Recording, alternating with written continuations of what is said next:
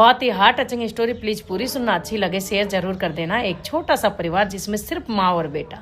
बेटे के पिता की बचपन में ही मौत हो गई। माँ आंसू पीकर मजदूरियां की, दूसरों के घर जाकर काम किया, अपने हाथों की रेखा मिटा ली, पर अपने बेटे की पढ़ाई नहीं मिटने दी। बेटा बड़ा होकर अफसर बना, शादी भी उसकी बड़े घर में हुई। घर में बहू आई, हंसी खुशी का माहौल हुआ, पर कुछ दिनों बाद बहू ताने देना शुरू कर दिया कि आपकी माँ को तो रहने का ढंग नहीं है, आपकी माँ तो गंदे हाथों से बच्ची को गोद में उठा लेती है। बेटा भी चुप और माँ भी चुप। कुछ दिनों बाद दोनों में तनाव बहुत ज्यादा बढ़ गया। एक दिन बेटे ने कहा, माँ आपको मैं वृद्धाश्रम छोड़ आता हूँ। माँ ने पूछा, बेटा मेरी क्या गलती है, मैंने क्या कर दिया? पर बेटा चुप था और माँ को वृद्धाश्रम छोड़ने चला गया। माँ को वृद्धाश्रम छोड़ कर आया तो घर में बेटी ने पूछा, पापा दादी माँ कहाँ है? पापा ने कहा, दादी माँ तीर्थ यात्रा करने गई है।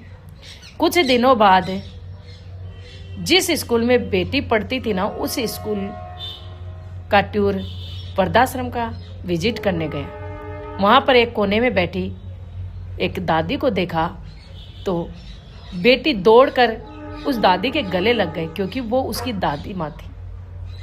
उसने दादी से पूछा, दादी माँ आप यहाँ कैसे?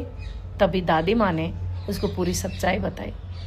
तभी वो चुपचाप घर पे आई और घर पे आते ही उसने अपने माँ पापा से कहा, माँ पापा आप कहते हो ना दादी तीर्थ यात्रा गई है, दादी को आपने वृद्धाश्रम छोड़ा है।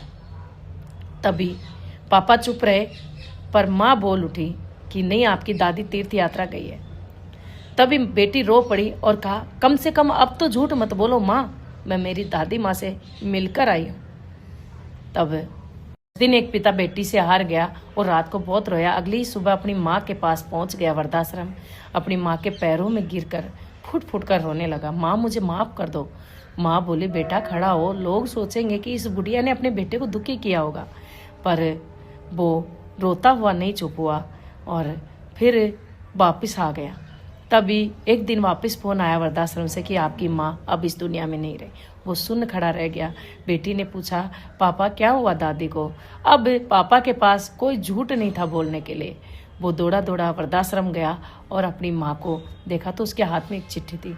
उस चिट्ठी को खोलकर पढ़ा तो उसमें लिखा हुआ था, बेटा इन गंदे हाथों ने तुझे इंसान बनाया, इन गंदे हाथों ने तुझे पाल पोस कर बड़ा किया, इन गंदे हाथों ने तुझे खाना खिलाया। बेटा वहाँ भी रो पड़ा और उसके पास कुछ नहीं बचा था बोलने के लिए। तो मैं कहना चाहती हूँ कि अपने माँ बाप को अपने पास रखो, सिर्फ उसे 2 वक्त